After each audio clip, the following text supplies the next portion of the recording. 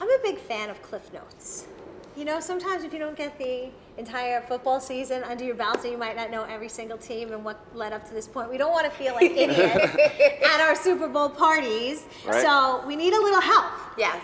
I like gotcha. conversation starters or talking points, maybe. So we brought James Brady in, no relation to Tom, right? No relation. Oh, okay, no relation. So tell us first about your company and what you do, because it's so unique. Oh, appreciate it. Thank you. So it's called Elite QB. It's a quarterback training business.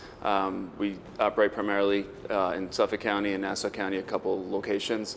And we help kids play the position of quarterback, everything from throwing mechanics to footwork, whatever it takes to play the position well. And we you teach them played how to do college it. ball, right? I did, yeah. Played at Georgetown University for 2 years and then University of New Hampshire for 3. And you just got somebody into a pretty good school. Yep, so one of our boys, Dan Villari, who I've known for the last, I think, 4 years now since he was a freshman in high school, come up through our program, bought into everything that we do with the mental and physical, all the things, just committed to the University of Michigan, which is pretty cool. So excited for him. That's exciting. Thank you. So All right, so now you're going to help okay, us. Yeah. We don't need to. I know We don't enough. need to throw. We just need to throw out Right. conversation Yep, starters. yep. Okay, so give us the basics. So I like to start with the fundamentals. You got your 2 teams, the Kansas City Chiefs, San Francisco 49ers, and the players most people will know are the quarterbacks. So that's Patrick Mahomes for the Chiefs. As Long who tried to make a diving tip, and Mahomes who tiptoes inside the 10, still not down. Oh, what a run!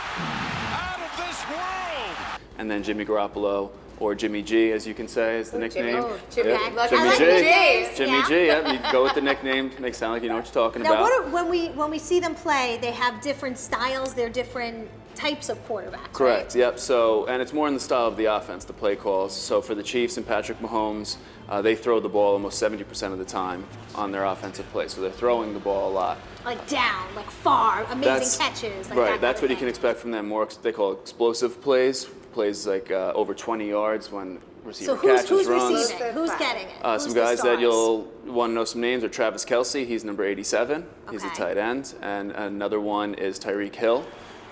He's one of the I know faster that guys. name, I think. Yeah, he's one of the faster guys that'll catch a lot of the deep passes. Travis Kelce a little more underneath. Those are his main go-to guys. And then on the 49ers side, on their offense, they're a little more pro style. They like to run the ball a lot. Somehow the handoff into the arms of Mostert. He's gone. Touchdown, San Francisco. Compared to the Chiefs throwing the ball about 70% of the time, throughout the playoffs, they've only thrown it about 25%. So they're going to be running the ball a lot more. Okay. So it's a little bit slower when they have the ball in their hands. They like to So control they're the gonna clock. like pass off and take off kind of thing. Yep, hand off to the running back. That's the guy that's standing behind the quarterback. Just hand it off to him, let the lineman block, create lanes, and try to keep the ball in their possession. So they're going to try to keep drives going, slow and consistent, take time off the clock to keep the ball out of Patrick Mahomes' hands so that he doesn't have as many opportunities to create those big plays. So he's going to make those big bombs, like amazing kind of things. But this is really going to be a pretty close game, they think, right? They think, yep, mainly because the 49ers defense is designed to stop those big plays from happening. And they've done a tremendous job all year long. They're the number 1 pass defense in the NFL. I believe they only let up about 160 yards passing a game. And their defense is designed literally to stop those big plays from happening, to keep all of the passes short and in front. Any other like fun facts or like little tidbits that would be like a good conversation? So something small that I think we actually mentioned earlier was last year the 49ers only won 4 games. So a big turnaround for them to be only winning 4 games out of the playoffs That's last like year. the Mets making the World Series. Yeah. Exactly. So we still have hope. There's Okay, still hope. right.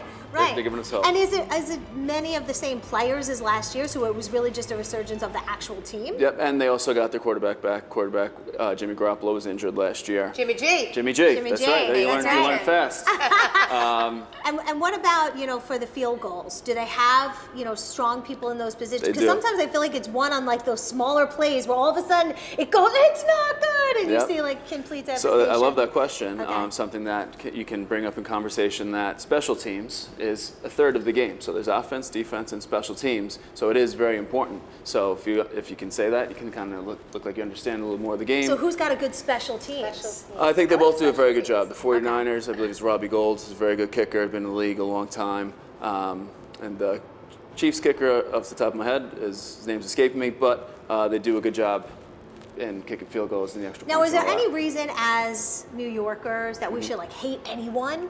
You know, I'm big like I hate Boston, right? Right. So I'm born that way. I'm sorry, I know you went to BU, but I like, know. you know, it's just one of those ingrained things. Like Red Sox stink, and then Right. anybody, if they get traded and end up anywhere, you know, like I never will like Dustin Pedroia. It's ingrained in me. So is there anybody I should be looking out for that like, yeah, we hate him? Off Or the top like, of my head, yeah, we love him. Oh yeah, that too. love not hate, right? Yeah, try, yeah, yeah. try I to mean, spread love. Glass half full, sure. Same thing. 6 to 1, half dozen the other. It's fine.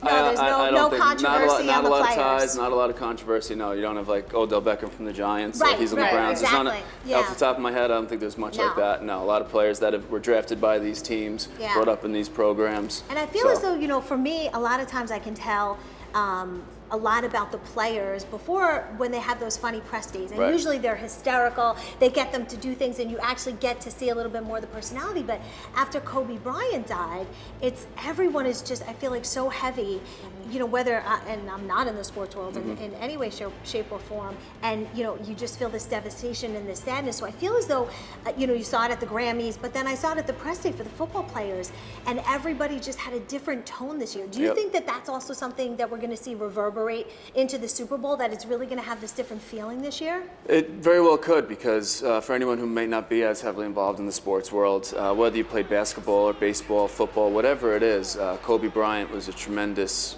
motivation in how to approach your day-to-day, how to approach your craft, whatever it is that you're working on, whatever it is you're deciding to do. Kobe Bryant was at the forefront of being vocal and expressing how he believes you can be successful. And he was an incredible example of that. So for a lot of the players, you know, this is their role model, somebody they grew up watching and idolizing, and, you know, watching him help them believe in themselves to get them to where they are. Now they're on the ultimate stage, and, you know, it would be hard not to take that to heart and have it express itself a little bit. But I think, you know, in what a lot of athletes are able to do is to take those emotions and those feelings and channel it into positive energy, and remember everything that Kobe Bryant showed them and taught them just through his example. And hopefully they can see that they have that same opportunity to help people that are watching. And to also them. have like such a quality of life off the field too, Right. because I think that was one of the things that so many people talked about is, you know, the legacy you leave behind and who you want to be. So Right. like people really saying like, hey, you know, I want to be a better person. Right, and that's You know? that's what's beautiful about sports, and really what we do with the League QB is we teach the young men how to be better versions of themselves so that they can best help those who surround them.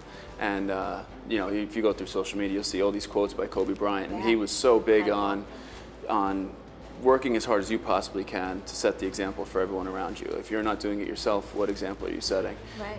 And that's community, that's family, that's teamwork, and that's how we become collectively better as a world, in my opinion. And sports is a great avenue to see all that. And do you think like in that community, that family feeling, do you think one team or the other seems to, you know, really connect or Well, have that like? That's what's beautiful. I think on both sides you can see the relationships between the players and the coaches, between the players and themselves, how they are able to get along. And I think you see that on both sides, and it's a testament to the coaching staffs and. Oh yeah. So Yeah. who are the coaches? Yeah. Yeah. Wait a second. We don't Coaches. have a Bill That Belichick or helps. something here. So who do we So, have?